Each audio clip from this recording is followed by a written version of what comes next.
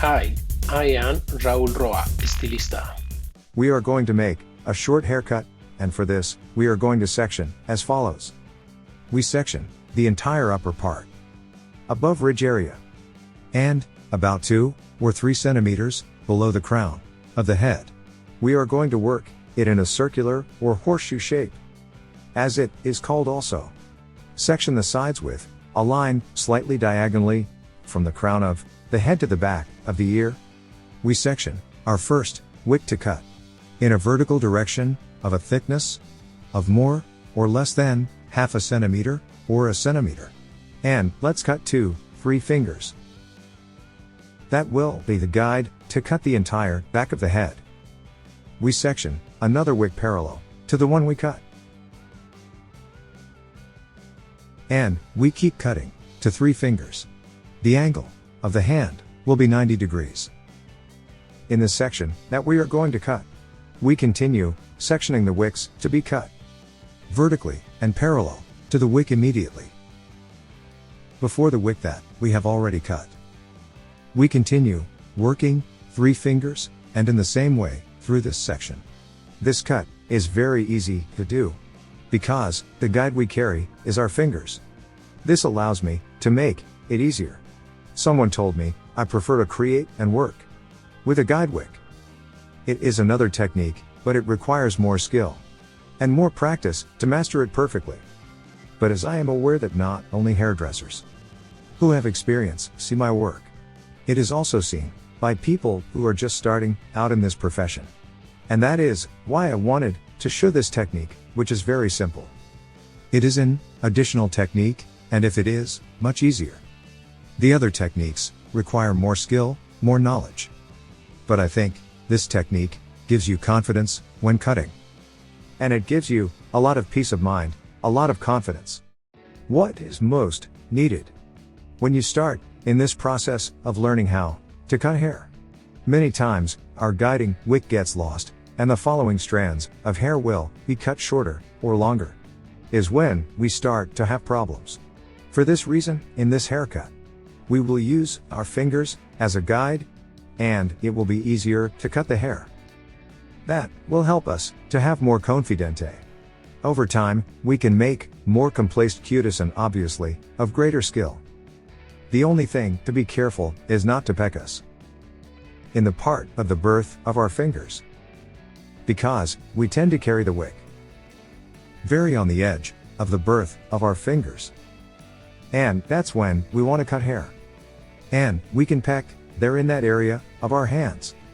Be very careful not to bring the tip of the scissors to the birth of our fingers, because we can cut ourselves, keep the tilt of our hand, that it will always be 90 degrees. Having that clear, there will be no problem. It can never be avoided. Peck we cut our hands with the scissors. That is something that will always happen to us. In our profession, it is something that we will not avoid. And what is necessary to learn not to cut ourselves? Because when you cut yourself with the scissors, you learn not to do it again. We are using to cut a precision scissor. These scissors sometimes have a micro serration on their 2 blades, or in a single blade, and this micro serrated helps me secure hair and be able to make a completely straight cut. It is ideal for creating structures. The structure is the whole shape of the cut. It is also very important that the hair to be cut is clean and conditioned. This allows more control of sectioning of the hair. We will take the sections to cut in a much easier way. If we are working with dry hair, use a hydrating spray liquid condiciones. This conditioner is non-rinse. How? Moisturizing conditioner provides fluids. What you are going to do is smooth out the entire structure, and thus to be able to cut in a much easier way and much calmer, because it keeps the hair wet the entire time of the cut. Finished at the back of the head. Let's continue with the sides. We release the side, and we are going to moisten it with water. We apply water because we had previously applied the moisturizing conditioner. Here what we are going to do is moisten the hair. To have more control of the wick to be cut, we section our first wick in the same way vertically. And we keep cutting to 3 fingers. We continue sectioning wicks vertically. And we take them to cut to the same point, guiding us with our hands to 3 fingers in 90-degree position. And we keep cutting the same way. Each of the wicks at the same slant at 90 degrees, and we cut on the same wick on the same axis, and we comb it all back in order to see how the balance is, how the hair fits behind the ear, and if we like it and it convinces us, we continue with the other side. I release the hair. We also rehydrate the wick with water to have more control that slides the comb very easily. And obviously, we can section in a calmer way. We continue to section vertically. And we are going to cut at the same point and at 90 degrees. This section does not need to be done in this cut, nor this block when you already have experience. Only by sectioning the sides and the back of the head. If blocking the upper part, because the upper part will be disconnected from the sides and also from the back of the head. As you have been able to appreciate, there is a uniformity in the sectioning, in the way the hand goes, in the way hair is cut, the posture of my body. It's the one that helps me keep that shape. The way we stand is very important to cut the hair. Check haircut balance. This we do normally when tousling, shaking the hair and combing it. And we check with your fingers how the shape of the structure is being, to see if we like it and if the hair is adjusting, if it suddenly requires a correction, the cut. We do it at that time. Now we are going to go on to make the upper part. We are still going to hydrate it to have a better hair management.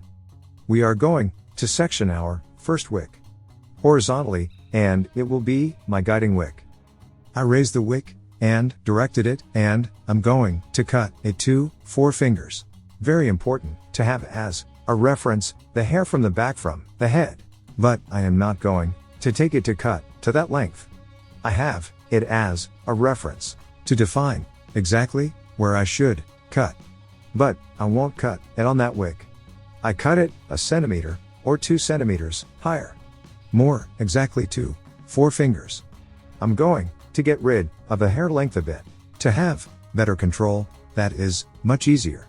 I already know where the length is going to be, and I can cut the excess section, another wick to be cut in the same horizontal way. And I take her to the same point where my guide wick is. And I will shorten the same straight way.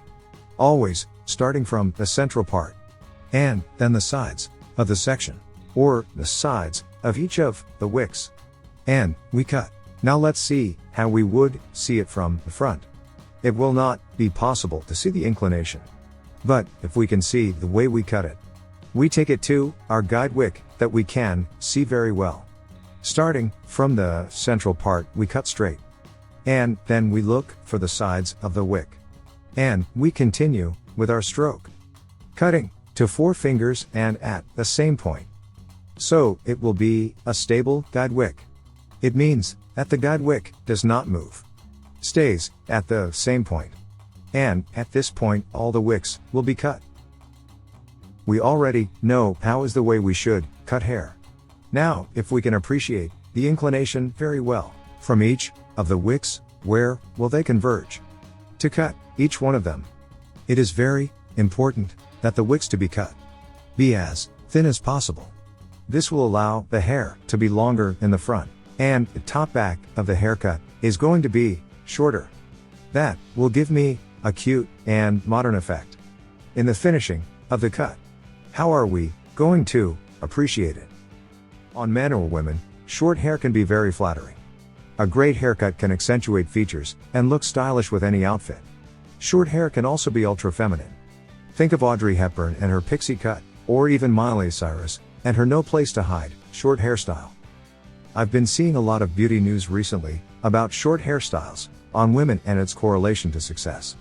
This is not a new concept. Power bobs became popular decades ago and stayed on the forefront of beauty trends for many years.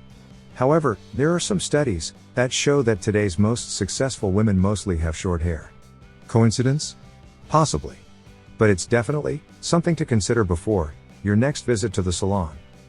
Short hair can cover anything from a long bob to a shaved head, but there are 8 hair techniques that will make any shortcut look fabulous.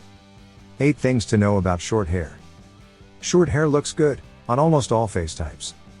The secret is finding the right style for you. You need to consider your face shape, your hair type, and your lifestyle. With so many style options, it may be that you want something where you can roll out of bed, or you may have enough time in your routine to style your hair every morning. With so many variations, you're bound to find a flattering style that meets your individual needs and preferences.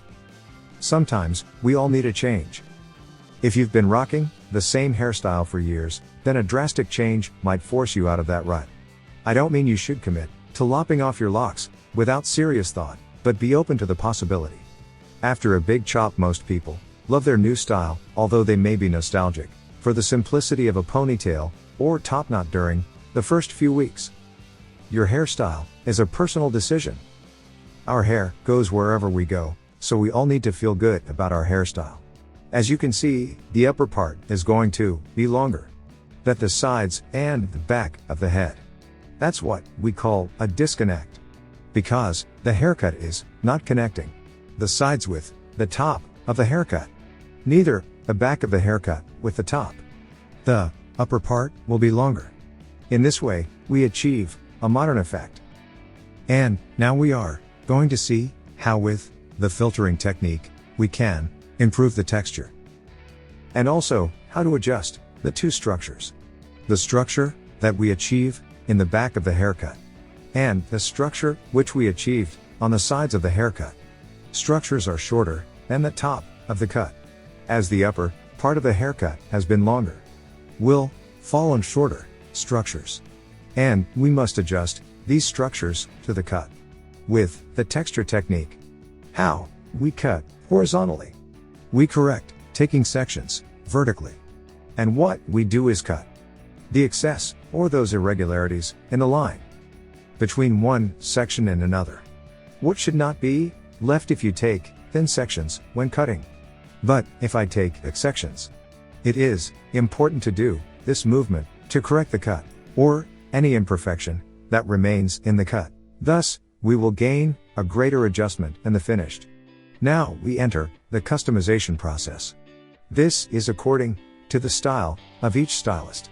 What I always do is look for natural hair loss, where it opens naturally. Because one thing is how the client leaves the hairdresser, and another thing is how a hair will give a natural shape. We customize the cut with those smooth scissors or razor edge scissors. We take the lock of hair and put the scissors. He slid it softly from short to long, without going to remove the outer length of the perimeter of the hair. I work it on one side and I work it on the other side too. We do it exactly the same on the other side. For that, I lean on the wick, where the scissors came in on the first side, and I do the exact same thing on the opposite side. Now, what I check is the outer perimeter of the hair, cutting those tips that were left there. That suddenly, I don't like them. Or, suddenly, if I want, I can leave the perimeter like this. If it is your taste, you can leave it like this. But, I like to clean it. Neither mark it because it is not the idea. But, cutting long hair that breaks the balance of the outer perimeter. For all the contour that if I like to do, we dry the hair and move on to the texture part. We will use texturizing shears to stylize the cut. Texturizing shears is for short hair, not for long hair. And I'm only going to work on the back of the head and also on the sides. At the top, we will use another technique, what is called the filtering technique. So what we do is that the texturizing shears go in and cut the hair at a distance about 2 centimeters from the scalp, and another cut to 1 centimeter or a half centimeter before finishing the outer perimeter of the hair. as we can see in the video. Only 2 cuts per wick. And we work the wicks the same vertically. How we made the cut. Enter the scissors. I do not take it to the root or growth area. Because of the hair is very thick, the hair will stand up. And the effect will not be pretty. Cut with scissors at a distance from the growth area of 1 to 2 centimeters. And the second cut before reaching the end of the hair. We're only going to do that with short, thick hair. Texturizing shears should never be used on long hair. Because what I am creating is internal spaces. And in long hair, it shows a lot. The cut mark of the texturizing shears. And also that I'm going to decompensate the long hair in its capillary density. Work it as you want, you will always notice an imbalance of the density of the hair in long hair. Very different in short hair, where we can use it. For example, men's haircut is essential. And in this area it is very important to work it. Because there will be much more volume. Both men and women. In the graph, we can see where you can use the texturizing shears. Because it is not indiscriminately. That is worked with the texturizing shears. You must do it in an organized way. And the number of times I cut with the scissors. Always organized so as not to overdo it on one side and the other so that it is not unbalanced. Because sometimes you see that problem. That was cut a lot with the texturizing shears. And it has been cut too much. Getting the unbalancing of the hair density. And that's because we don't do it in an organized way, or because I have not measured the amount of hair to be cut with the texturizing shears. There are also texturizing shears of different types. There are like these scissors that have teeth on a single blade.